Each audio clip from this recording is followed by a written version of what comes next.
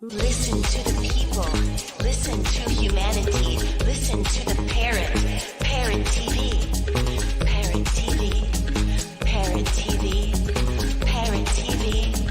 Parrot TV. Listen to the people. Listen to humanity. Listen to the parrot. Parrot TV. Parrot TV.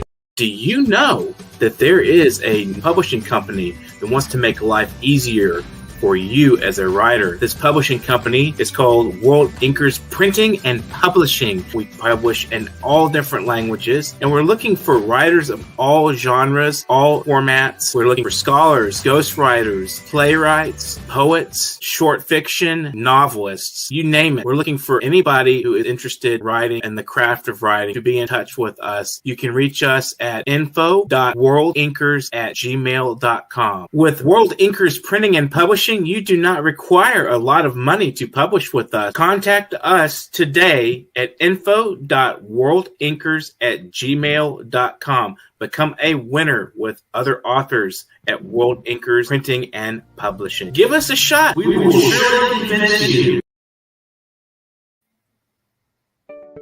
Are you curious about financial literacy? Then take a look at Professor Anthony Rivecchio's new program on Parrot TV. It's called Financial Focus University.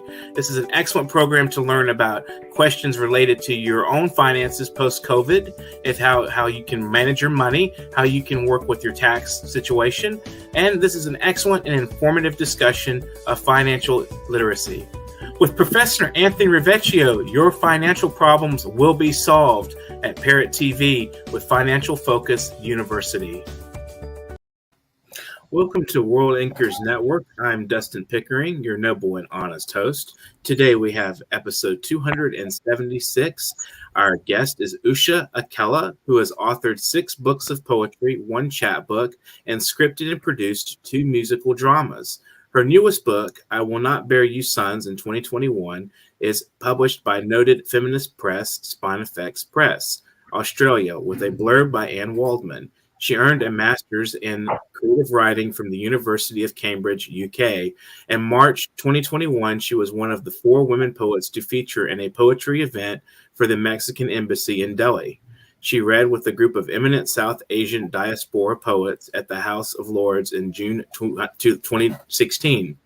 She was selected as a creative ambassador for the city of Austin in 2019 and 2015. The Waiting was published by the Sahitya Academy, Delhi, India's highest literary authority, in 2019, followed by the Mantis Editorias Mexico edition in Spanish, translated by Elza Cross. Her work has been included in the HarperCollins India Anthology of English Poets. She is the founder of Matt Walla and hosts the POV.com, an interview and conversations website. She has taught creative writing workshops for Transformation Language Arts Network, International Women's Writers Guild, New York Public Library, Writers League of Texas, Logos Collective, and privately from her home to adult and youth. Thanks for joining us today, Usha. I hope you're having a great day. Thank you, Dustin. Really happy to be here with you. It's been a really long time since we've met, and good to see you on screen. Excellent. Yeah, it's nice to see you again as well. And I'm really excited about this book. I'm going to hold it up and show everybody. I Will Not Bear You Sons. Look at this cover. Isn't that a marvelous cover? Anyway, I'm curious, where does the title come from, and when did you begin work, and how did the book progress? I think the book was on my mind for many years. I wanted to try and cull together a group of poems addressing feminist issues and women's issues. And so a poem here and there was what I was doing. But in 2017 at the University of Cambridge for my poetry thesis, the second year, the germination of the book really began there. And the bare bone skeletal structure of the book it was kind of laid out during that writing period. So it's basically divided in 2 sections. The first one focusing on personal experiences and things that were just I was engaged with, and the second Okay. The second section was I wanted to pay tribute to women in various cultures, and Mhm. it became a dedication to many women. I obviously couldn't. I think there's so much that's left out. There's so Mhm. many women in history, and I obviously couldn't cover all countries and all issues and all noteworthy women, but I tried to do a little bit that I could within the constricts of a page limit and so on. So that's really in a nutshell what happened with the the birth of the book, a bit of the history, and where what it became. And I've heard rumors that that the book, upon being released, it received some death threats on Twitter to the publisher, if I remember correctly. Can you tell us a little bit about that and what Yeah, happened there? yeah. So the title of the book is a line from a character um, uh, from the kind of the title poem, and it Hmm. makes a reference to aborting male embryos. And uh, uh, many men or a certain organization, they took that line out of context. I don't think the book was read or the poem was read in entirety, and it just broke out into a really savage furor. And it was actually I received those almost death threats and Hmm. a lot of vile and vulgar response. And what really became wonderful is Spinifex put up a fantastic defense. They were amazing, and Hmm. many of my serious women poet friends, they wrote defensive um, kind of arguments and very positive things about the book and posted it on the US Amazon site. Hmm. I just had to block it all out because one of my friends. What was really interesting is female infanticide, as we know it, has been happening for centuries, not just in India but in China and in some other Far East countries. And nowhere have we seen that kind of support or furor or outcry about. Right. And this is a reality, Very telling. yeah, Hmm. female Right. infanticide is a reality. It's happening.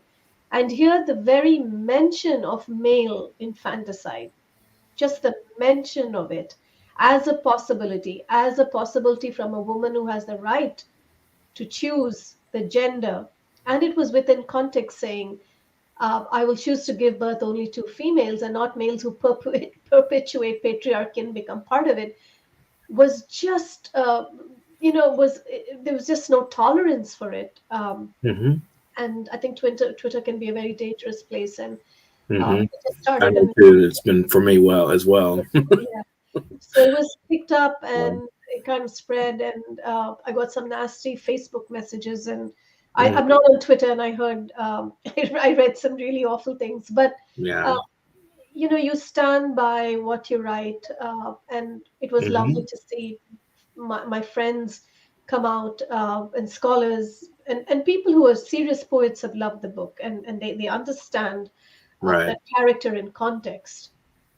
But yeah, that was kind of a bit of what had It's happened. frightening. It is, and you don't know who these people are, if they have the power to enact what they say they're going to do, or if they're just venting Yeah, angry. You don't know. I mean, they may very well be violent people, or they may just be angry people. Who knows?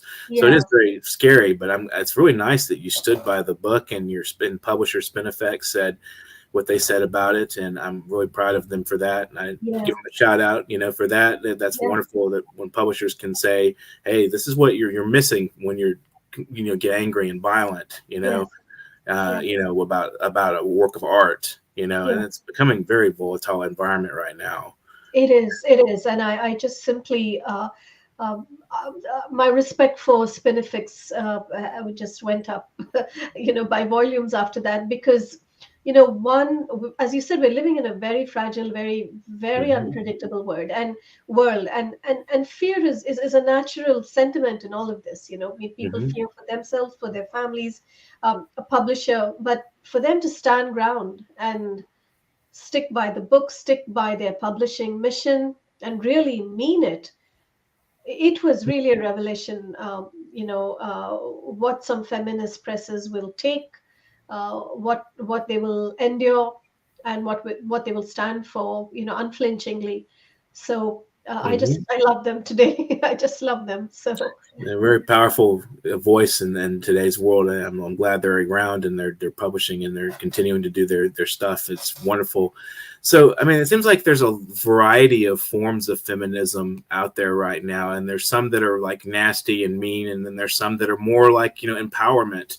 And do you ever differentiate between those two yourself, or do you see those tendencies and you feel like, because in some in your book, I noticed that there's poems that talk about even women that get masochistic about their approach to feminism, and it seems like what they're trying to do is revolt against the masculine complex or the patriarchy, but what they're really doing is harming themselves. So do you differentiate between those kinds of strains of feminism out there? Definitely, I think it's such a spectrum, because on the one hand, I think there's a very idealistic and a very utopian viewpoint that let's not address the issue, because if we address the issue, we articulate the issue, then it becomes the issue. So let's not even talk about it, in the belief that this is something of the past. I think that's very that's very idealistic, but we're not there. And then there's also a very enlightened viewpoint, which in some way, the whole Twitter furor was about that, and that is, feminism is not about putting down the male sex. It's not about turning it into a kind of antagonism. It's not doing to them what was done to us. And I completely agree, with that viewpoint. And I think that's very enlightened. We do need both sexes. We do need both to make to make harmony on the planet, and we can't wish each other away. So that aspect of it, though it was expressed so violently, is what I completely do understand. And as a woman, if I'd had a male child, I would have welcomed that boy into the world and would have showered as much love on that child. So I had no intention of going and aborting any kind of fetus. That wasn't the aim at all. And in terms of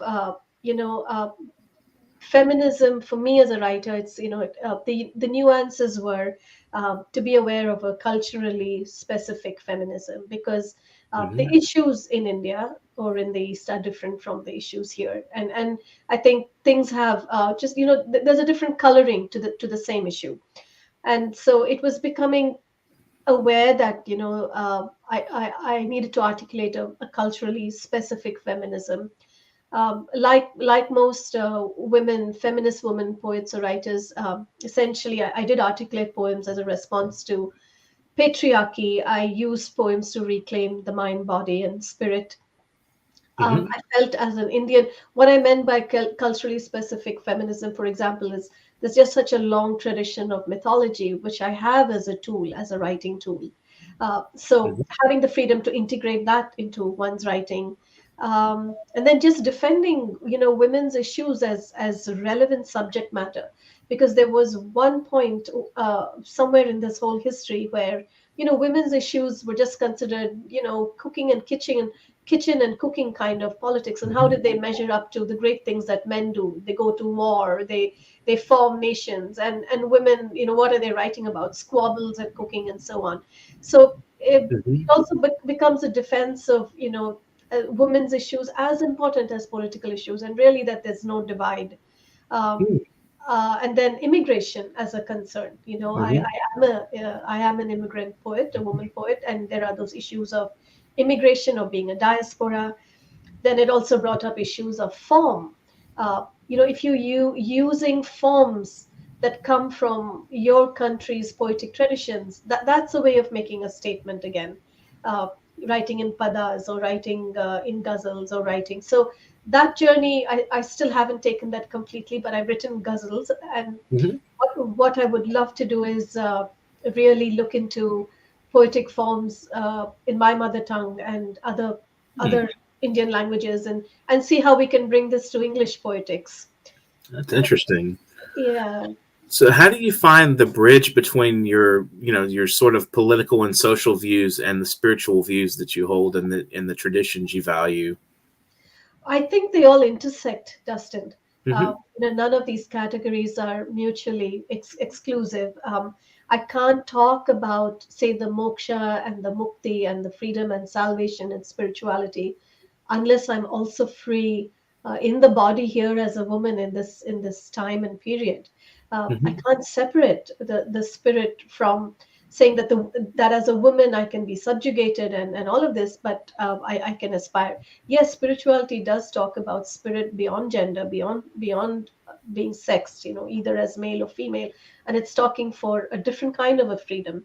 But all those categories, they do intersect. And politics and the personal and politics, I think so many writers have talked about, is that there's really no divide. Uh, Hmm. the microcosm, the macrocosm, the issues that happen on a very individual level have a direct relevance to legislation, to the political state, to the political balance of things. If you look at abortion laws, so that's a very clear example of it being personal and political at the same time. So, Right. That's very interesting. And so, what can you tell us about the work, the waiting? I'm curious about the idea behind that book and where it came from. The Waiting was, I think, a book that, what I love is, as writers, we're often on a certain trajectory with our plans and we're carving things and we have some kind of idea of what we're going to be doing. And then suddenly in the smack of things, something can just descend and take you on a Hmm. journey that you never predicted and never thought of. And The Waiting was really a book that is a complete mystery to me. I was in 2016 in October. I was about to go to Cambridge to start my MSc studies. I had nothing on my mind. I had no intention of writing a book. I was just gearing up to do all the work and the reading, and I was moving into student mode. And just before I left, I met a certain spiritual master in India, and Hmm. I don't. It was just. It's a really a complete mystery because I met him and I reached Cambridge, and the events are so vivid in my mind still.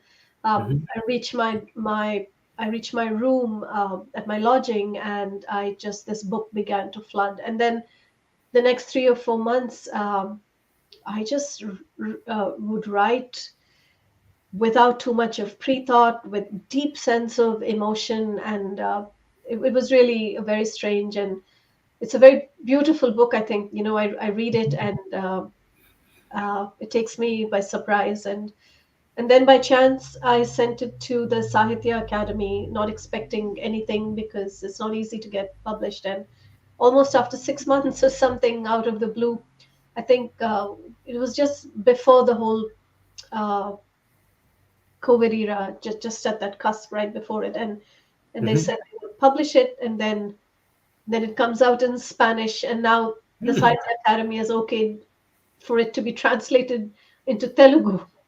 So Wow. so this book seems to be having its own journey, and I'm Hmm. just witnessing it.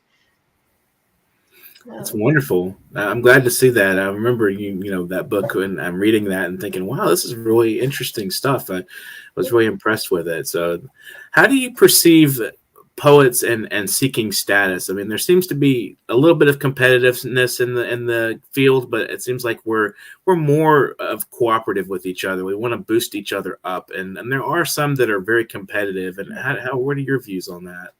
Well, I think my views are really solidified in Matwala. Hmm. Um, the whole reason for Matwala, apart from wanting to increase the visibility of South Asian poets in the country, that was really the overriding mission. But what Pramila and I wanted to do was really change the culture of what it is to be a poet, and I know we're not the only ones doing this or who represent that, but I just we wanted more that sense of the collective, the kinship, because in my opinion, I think poetry is it's an eternal stream. It's been there from the very beginning when humankind started to articulate its aspirations. And Hmm. the poets come and go. We're all part of this stream, and we're all, I think, very privileged and very honored to be part of that stream. But we're here very temporarily, and when we die and go, poetry is going to continue. Right. I think it's just keeping that in perspective, that you're part of something larger. Um, so I Hmm. don't know if that answers the question, but Yeah, actually, absolutely. We'll take a brief break and we'll be right back with some of your work, and we'd love to hear it. I can't looking forward to it. Enjoy thank you, this brief Dustin. break. All right. I'm at that age where I appreciate every sunrise, sunset, and all the hours in between. The age that causes me to notice the rhythmic timing of each breath. A reminder to thank God for granting me another day. I'm at that age where joints begin to stiffen and maybe I don't move as fluently as I did at 22. But I'm also at that age where I realize many didn't even get to see today. So I pray on bent and aching knee, thank you, God, for blessing me. I'm at that age where I notice my kids making some of the same mistakes that I did. And I remind myself that although never easy, I made it through and so will they. I'm at that age where I understand that money never buys true happiness. But I'm also at that age where I understand it definitely does help to have a bit. I'm at that age where six-pack abs still attract. But I'm also at that age where the behavior of a true gentleman will stop me in my tracks. I'm at that age where I know what it means to be a woman alone with how to treat my man. Beginning with listening as he explains what he needs from me. You see, there may be many similarities, but all men are not the same. I'm at that age where I realize good things don't come to those who wait. They go to those who educate, plan, sacrifice, work, and repeat over and over and over again. I'm at that age where I appreciate spending time with family, whether we're on good terms or not. Because I'm at that age where I'm losing so many people that I care about. I'm at that age where I'm bearing down on that age where there are more chapters of my life in past instead of future tense. But I'm at that age where I refuse to give up. I continue to climb, to create, to improve, love, and share, bearing my soul to the universe while honoring my ancestors, my God, and myself, while becoming the best version of me possible, because I'm at that age.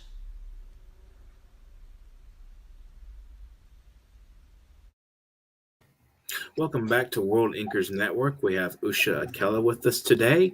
So if you guys are watching, please subscribe to our YouTube and give us a thumbs up on Facebook.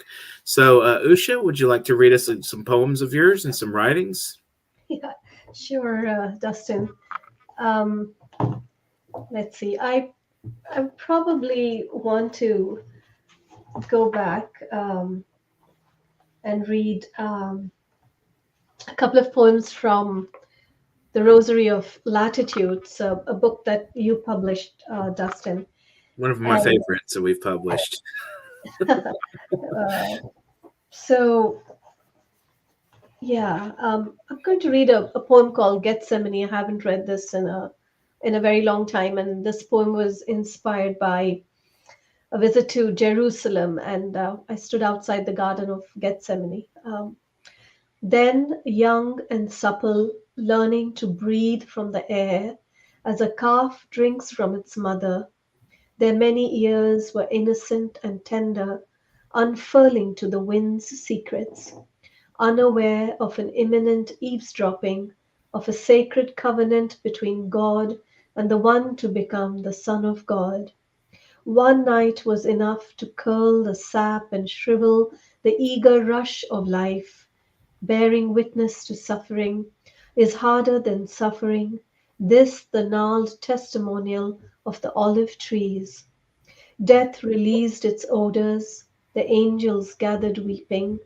The moon grew pale. The sky whitened like a shroud. Shadows approached as wolves. When he rose, still as a compass at rest, the world withered in shame. The sun fearfully knocked its goblet of light. It streamed reluctantly that morning, afraid of its contents.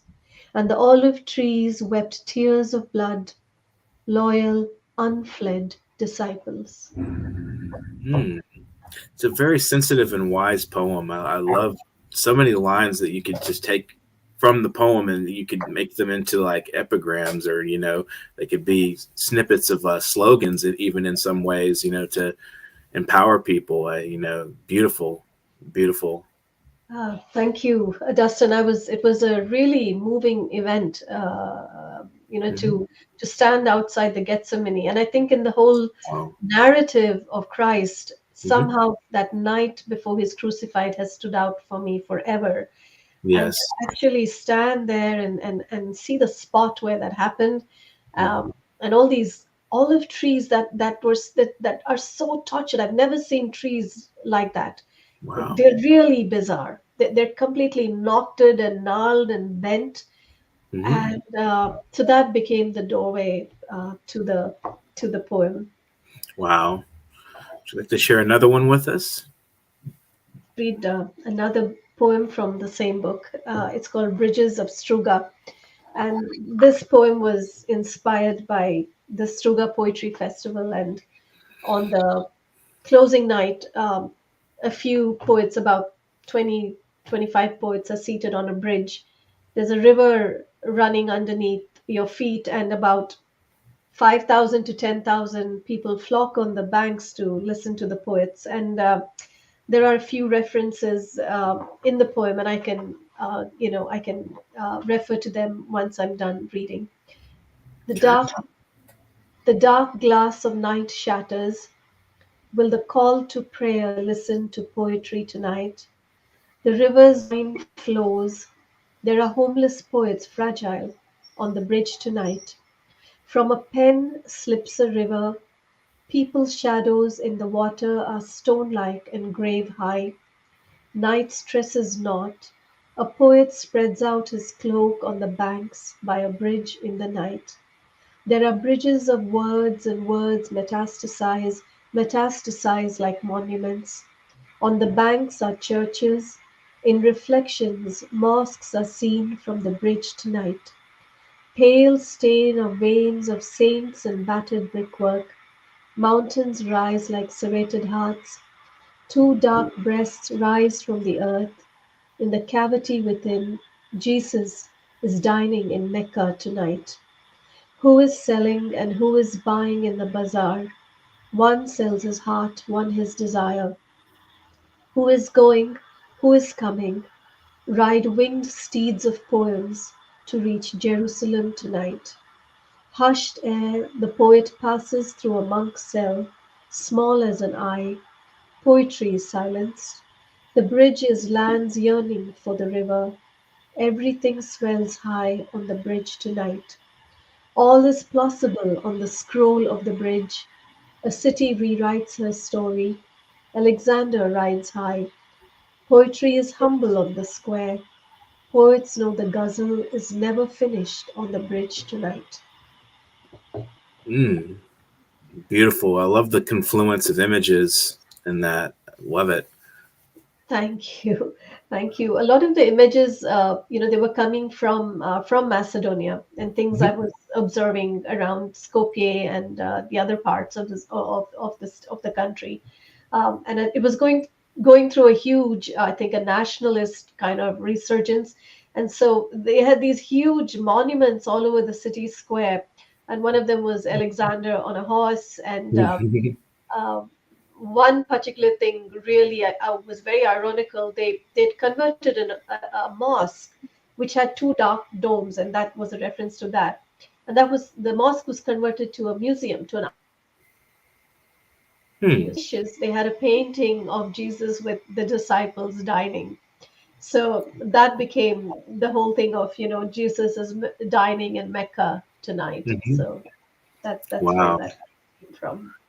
Excellent. Beautiful. It's a wonderful poem. There's so much, holiness and imagery and fantastic thought in that poem. Beautiful. Thank you, Dustin.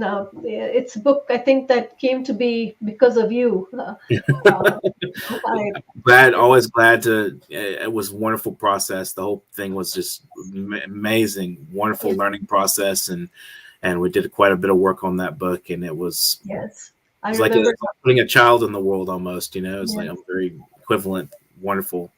yeah, I remember how much you invested. There are probably very few publishers who will combine prose and poetry, and you had no reservations, and you were ready to do it. I feel very grateful. Yeah. Absolutely, it's a beautiful book, and then the cover and everything, wonderful, wonderful art. So thank you for sharing it with us. So would you like to read another poem? Yeah, it was, I think I'll go to I Will Not Bear You Sons, and I was tossing between two poems, and I'm not very sure which one to read, but maybe I'll do the shorter one, just, in respect to time. It's called Recant at Saint Maximin, and this was dedicated to the first witch who was burnt in Europe. And Mm, this was kind of a reimaging of what that was. And so this is the hinge work of skin in keeling flames, those the caves of eyes slurping my pain, pitchforks like an alphabet staked in the ground. This is bone sheen like fish scale sear in yellow water.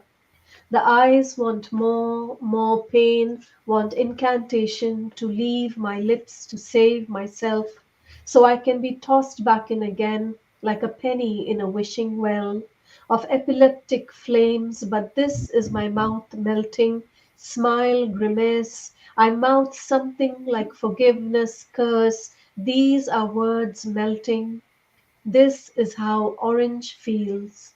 I pour myself out of myself, molten lava, scarlet ribbon skirt, city of lightning, an orange waterfall, body, liquid, pain, one.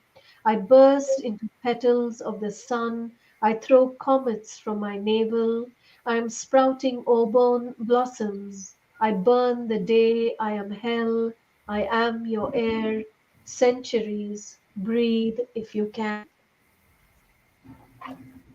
wow, the imagery and the sympathy in that poem, it's powerful, amazing. You really bring that to life. I think in Thank that that era, that person, it just comes to life in the poem, and you really have a way of not going overboard with the passion. You can express passion in the poem or in your work, but you don't like just go stringing words all across the page. Like some people may not have that restraint to be able to discipline the language to where it's more impactful. And that's one of the things that really has impressed me with your work is you're not what I would call decadent. It's like a lot of writers will write these really to the point where it becomes purple prose or very sentimental, and you're just like you just impact. It's each word is impactful, and the imagery is presented in a way it's not so. You have the imagination to invigorate your own soul with what's being said, but you're not being. It doesn't feel like you're being told what to feel or think in the poem at the same time. It's very beautiful work. Thank you, Dustin. I think that's a challenge for all of us as Hmm. poets. We feel deeply, which is why all of us write. I mean, you can't just be, a poem can't just come from intellectualization. There's always, I think, a Hmm. component of emotion, of bhava, of feeling. And Right. then the whole question is one of craft. How do you not rant and rave? Because if Right. you're and rave, you're never taken seriously. The word is not taken seriously. Mm-hmm. And I think this is a constant challenge for all of us. I mean, there are times I probably don't achieve it, and times I do. And is how much of craft and how much of emotion to bring in, and how to balance those two things. It's an outstanding work. I mean, just in general, I mean, from the Rosary of Latitudes, The Waiting, I Will Not Bear You Sons, even though you've not been extremely prolific in publishing, 6 books is great. It's wonderful. There's some that put out 20 books, I mean, but then your quality is like phenomenal. I mean, the quality of work is beautiful. It's visionary, and I think it's unique. I think it stands out throughout the swath of writing out there right now. I mean, there's some writers that may be selling thousands and thousands of books, but I think, that doesn't really matter as far as I'm concerned, as far as the impact of the language and the words and what's actually being, it's being consumed, but it's not being, felt as strongly. I think it doesn't reverberate through the cosmos, as I guess you could say. I think your work definitely does. I think, you've touched upon something very deep in the spirit, probably from a lot of personal anguish, as well as seeing so much political and social upheaval and, things going on in the world. We're very sensitive souls, there's like poets just kind of are, feel what's going on around us, and we take it in. And that's why we have to write, because we can't just go gushing at everybody all the time. Writing is like really, the page is like your confession booth. Correct. You sit down and you say, this is what I really am as a person. Right. So, Right. Thank you, Dustin. I don't think we kind of count books and say, in this lifetime I'm going to bring 20 out, or right, or 15 or whatever. My 10th book should be out by the end of the year, I think, in the fall. Mm-hmm. So if you kind of include the musicals and the chapbook, it's been 9, and Mm-hmm. I hit the double digit later this year, and really looking forward to that one as well. Excellent. So what would you say to the viewers in conclusion of the program today? Any words of advice or thoughts to share? I think I'm feeling a lot of gratitude, Dustin.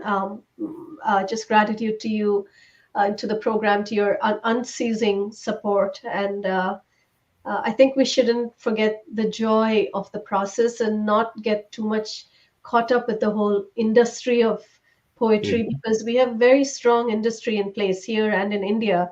India's mimicked the West, and there's a very strong industry. And there'll always be cliques, there'll be politics, there'll be all of that. And I've tried my best to stay out of anything except wanting to write, wanting to help a few others along the way, and just enormously grateful that I was allowed to be a poet in this lifetime. So I think I would just say, don't forget that poetry, you do it because it gives you joy, and don't exchange that joy for anything, ambition, success, competition, or any of those other things.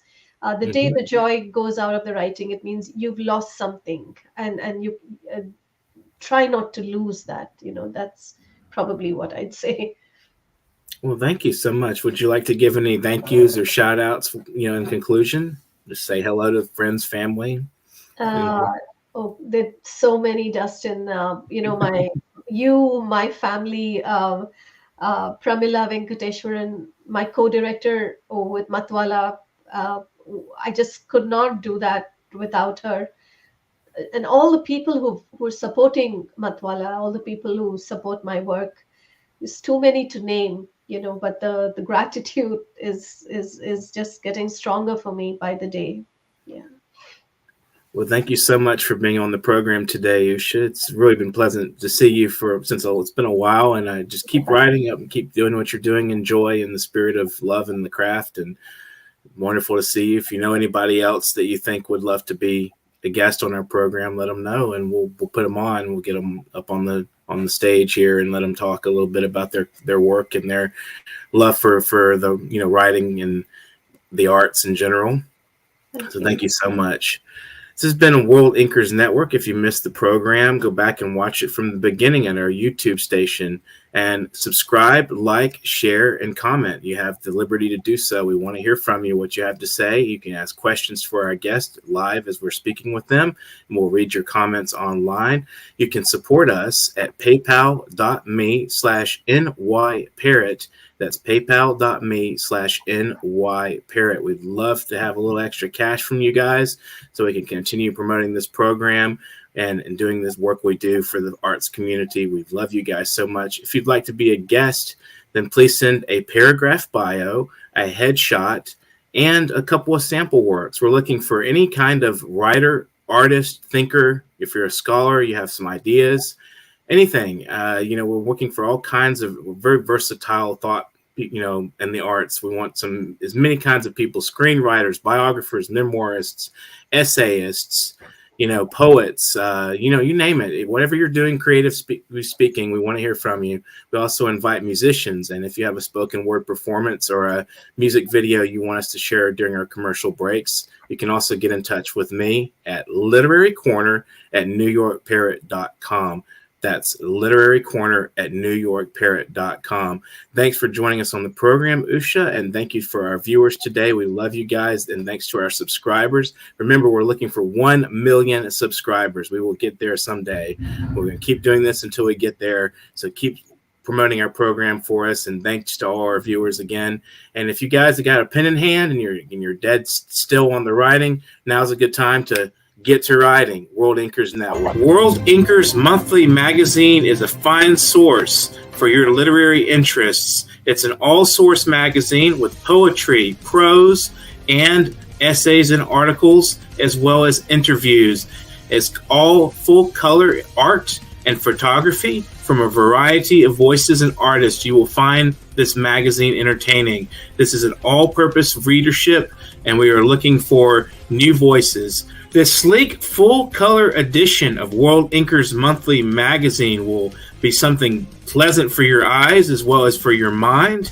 And we're looking for authors for one book promotion in the magazine. If you're a business, we want to promote your business. You may submit your book reviews, your academic. Do you know that there is a publishing company that wants to make life easier for you as a writer? This publishing company is called World Inkers Printing and Publishing. We publish in all different languages, and we're looking for writers of all genres, all formats. We're looking for scholars, ghostwriters, playwrights, poets, short fiction, novelists, you name it. We're looking for anybody who is interested in writing and the craft of writing to be in touch with us. You can reach us at info.worldinkers@gmail.com. With World Inkers Printing and Publishing, you do not require a lot of money to publish with us. Contact us today at info.worldinkers@gmail.com. Become a winner with other authors at World Inkers.